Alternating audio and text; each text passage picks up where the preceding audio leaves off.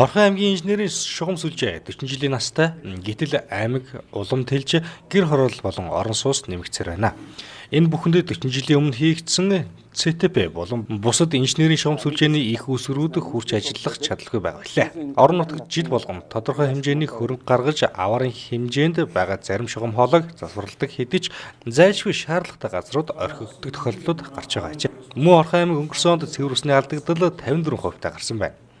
Энэ мэтлэн газар доогоорох хотод тулгамдж буй асуудлыг сонсох, цаашид аймаг орон нутагт хийх ажиллагаандаа дээрх асуудлыг тусгах зорилгоор аймгийн иргэдийн төлөвчдийн хурлын дэд бүтэц хот байгуулалт гэр хорооллын хөгжлийн хорооноос Эрдэнэ тус дулаан төгс сүлжээний хамт олонтой уулзлаа.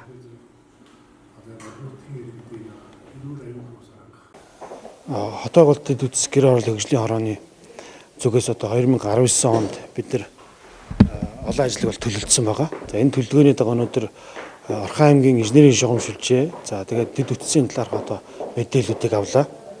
За өнөөдөр энэ дээр бол хамгийн гол нь одоо бас нэг яригдсан одоо жоохон бага зэрэг дэвшил гарсан гэдэг асуудал нь бол өнөөдөр яг гэр хорооллын чиглэлээр инженерийн шугам сүлжээ яаж хангах боломжтой байна? Айл өрхүүд дээр хашаанд нь одоо инженерийн шугам сүлжээ яаж оруулах вэ? Одоо цэвэр дулааны за тэгээд хэрэглээний хал усны шугамууд яаж оруулах вэ? За мөн бохирын усныг яаж татах вэ? За мөн өмнө одоо хэрэглэж гэт хөрөнгө оруулалт хийцэн байгаа одоо ус дахин хуваарлах байгууламжууд за мөн одоо инженерийн шугамуудад газар болцсон инженерийн шугамуудыг яаж цааш нь одоо ашиглалтанд оруулах вэ гэдэг тал дээр ерөөдөө бас нэгдсэн бас одоо цаашдаа засаг даргын зөвлөлийн хуралд одоо энэ талаар бас хилцүүлэх ийм одоо чиг хандлага бол ерөөдөө өнөөдөр гарсан нь одоо яг энэ өнөөдрийн хурлын бол одоо бас онцлогтой одоо мөн ач холбогдолтой боллоо гэж би одоо ерөөдөө хорон даргын зүгээс үнэлж байна. Эрдэнэ тус компани манай аймгийн хувьд бол бас чухал үүргийг бол хүлээдэг. Одоо айл өрхүүдийг цэвэр устай, халуун хөд устай байлгах тухай тийм ээ, дулаахан байлгах тухай асуудлыг бол хариуцж байна. За мөн цахилгааны асуудлыг хариуцж байна. Энэ бол үний амьдралд бол хамгийн чухал асуудлууд. Бид өвөл болоод одоо тий барины халаалт одоо болохгүй байна л гэл одоо ханддаг гол байх болох шүү дээ тийм ээ. За тэгэхээр энэтэй холбоотойгоор нэлээд хүндрэлтэй асуудлууд бас байдаг юм байна. За ялангуяа хөрөнгө оруулалтын хувьд тоног төхөөрөмжийнхөө одоо инженерийн байгууламжийнхаа шинжилгээний хувьд бол одоо маш их хэмжээний хөрөнгө оруулалт шаардлагатай байдаг. За тэрийг нь бол одоо орон нутгийн төсвүүдээр тавиад шийдвэрлүүлчих гэхээр одоо хилцүүлгийн шатанд хасагдчихдаг. Ийм учраас бол томоохон хөрөнгө оруулалтууд бол үндсэндээ хийгдэж чадахгүй байна гэж байгаа. Бид бол ер нь жилдээ нэг тэрбум гаруй төгрөгийг бол инженерийн шугам сүлжээний шинжилэлд болголцоо зарцуулж байгаа. За ингэхээр за шинжилэлд зарцуулна гэдэг маань өөрөөр бид нар шинээр одоо шинэ объектыг бол барьж байх болж байгаа гэсэн үг.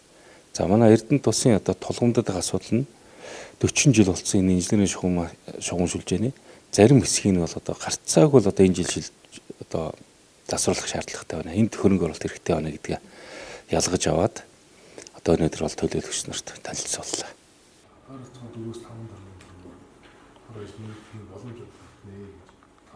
Одоогийн байдлаар аварын байдалтай байгаа шугам сүлжээ тоног төхөөрөмжийн ирэмсэн жагсаалтын нэгт бүрэн бүс багийн 5 дахь хорооллын дундуур байрлах цэвэр усны F200 мм өргөнтэй 495 м урттай шугам оржээ. Тус шугам нь 2008 онд ашиглалтанд орсон хэдий ч 2012 оноос цоорч эхэлсэн байна. Энэ шугамын дагуу асфальтын зам тавигдаж, явган үний замын тогтжилт хийгдэж, цахилгааны 6 кВт-ын шугам тавигдсан байдаг тул цахилгаан соронзон орны нөлөөтэйгээр уртын дагуу олон нөхөөс сорсон байна. Иймд худаг бүрт хэсэгчлэн таслалт хийж засварлах боломжгүй болжээ. Тиймээс шинжлэн засварлах шаардлагатай болсон байна. Уг ажилд нийт 260 сая төгрөгийн төсөв хэрэгтэй байжээ. Энэ талаар сүүлийн 3 жил аймгийн хөрөнгө оруулалтын ажилд санал хүрүүлсэн хэдий ч шийдэгдээгүй байна. Энэ хорооны хуралд ерөнхийдөө 2014 оноос хойш манай Орхон аймгийн хөрөнгө оруулалт маань бол хуучин хэрэгжилж байгаа инженерийн шугамжийг шинжлэх асуудал дээр нэг ч хөрөнгө оруулалт хийгээгүй байсан тийм ээ. Шинээр хийж байгаа инженерийн шугамжийг шинжлэхээ шинээр хатах асуудлыг бол хөрөнгө оруулалтанд тусгаад явахаар зэрэг одоо Эрдэнэ тустай холбоотой инженерийн шугам шилжих нэлээд их хэмжээгээр одоо салцсан юм шиг сэтгэлдлэр өгдөө манай иргэдийн хурлын хамт байсан асуудал бол сая бид нэр өгдөө ойлгуулж авлаа. Ерөн зүгээр хамгийн апасны байгаа шугам гэхээс ил одоо би боломжгүй хэцүүдэн газруудаа ярьсан дээр байх гэж бодож байна. Жишээл ингээд бол усны хангамж маань бол одоо нэг хөөсвөрөөр дижигдэж байгаа. Гэтэл нэг хөөсвөр маань өөрөө цахилгааны нэг л хөөсвөрт. Гэтэл цахилгааны ямар нэгэн аваар саатал гарах юм өргөөр бол айлргууд маань бол одоо усгүй болох юм магадaltaй байгаа. Яг тэр зэрэг хөөсвөр байгаа хэсэг дээр аваар гарах юм бол манай хэрэгжилж байгаа худгууд маань зөөврийн худгууд байхгүй болсон. Одоо манай Орхон аймгийн хэмжээнд 76 худг байгааг 56 ухаалаг болсон. Тэгэхээр зэрэг энэ 56 худагтай нөгөө нэг зөөврийн усны ян гэсэн бол тэрхүү зэрэг иргэдийг одоо бид нэр зөөврөөр хангах юм боломжгүй болчихж байгаа. Тэгэхээр энэ бол одоо хамгийн хүндрэлтэй байгаа нэг асуудал тийм ээ. За дээрээс нь 5 дугаар микрийн цэвэр усны 2-3 газар бол болохоор ачаад бид нэр зарим нь хөдөлн бөгөөд арай өөр их усруу төр тийчээ явцсан байдаг. Гэтэл энэ шугамаа бид нэр эргэж сэргээж янзалж авахгүй бол 5 дугаар микрийн одоо бүрэн бүсдгийн иргэд маань бол усгүй болох юм магадлал бас байж байгаа. Мөн дээрх уулзалтын гэр хорооллын инженерийн шугам сүлжээнд холбогдоход тулгамдж буй асуудлыг ярилцаж холбогдох мэргэжлэнүүдээс шалтгаан нөхцөл байдлыг сонслоо. За гэр хорооллын МОН 23 техник төслийн одоо хэрхэн үргэлжлүүлэх талаар бол бид бас нэлээд зүйлийг бол асуулаа.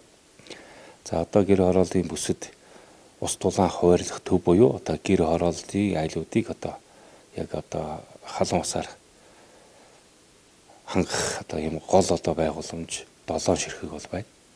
За энэ дээр бол Баян цагаан дээр байна. Зүүн Динжид байна, Булагт байна, Наранд байна, тийм ээ. За эдгээр ус дулаан хуваарлах төвүүдээс айлуудын одоо гудамудаар нь одоо шугам татах асуудал. Яг одоо хийгдэх заачгүй шаардлагатай 7 байршил байна.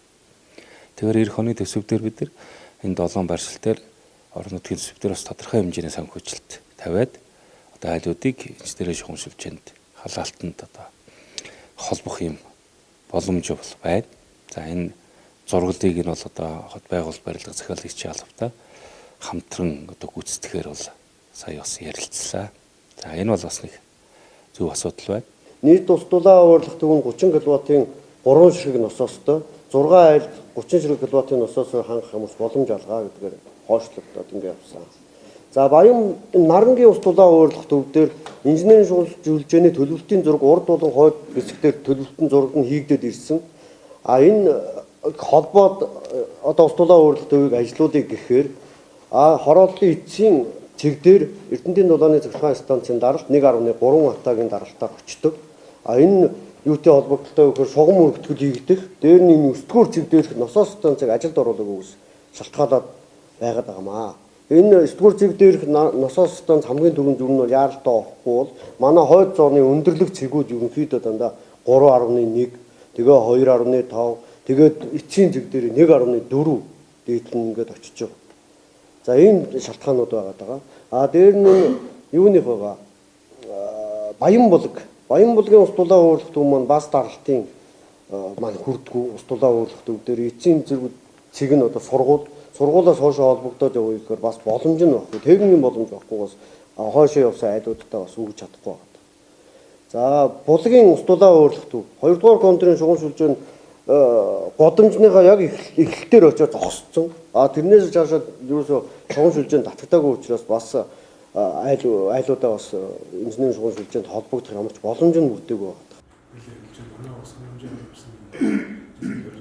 Ийхүү Эрдэнэт хотын инженерийн шугам сүлжээний төлөвлөлтийн зураглалыг яаралтай хийх цаашлаад шугам сүлжээний шинжилэл, өргөтгөлийн ажлыг хийх шаардлага тулгараад байгаа хэмээн албаныхан мэдээллээ. Хэрвээ энэхүү асуудлыг шийдэхгүй бол орон сууцны айлууд болон шинээр баригдах орон сууцны дулааныг шийдэх боломжгүй байгаа талаар Эрдэнэт ус дулаан төгөх сүлжээний албан агчид ярьж байлаа. Тиймээс дээрх асуудлыг аймгийн засгийн зөвлөлийн хурал, цаашлаад иргэдийн төлөөлөгчдийн хурлын тэргүүлэгчдийн хурлаар дахин хэлэлцэж шийдвэрлэх арга зам хөрөнгийн талаар хэлэлцгээр болсон юм а.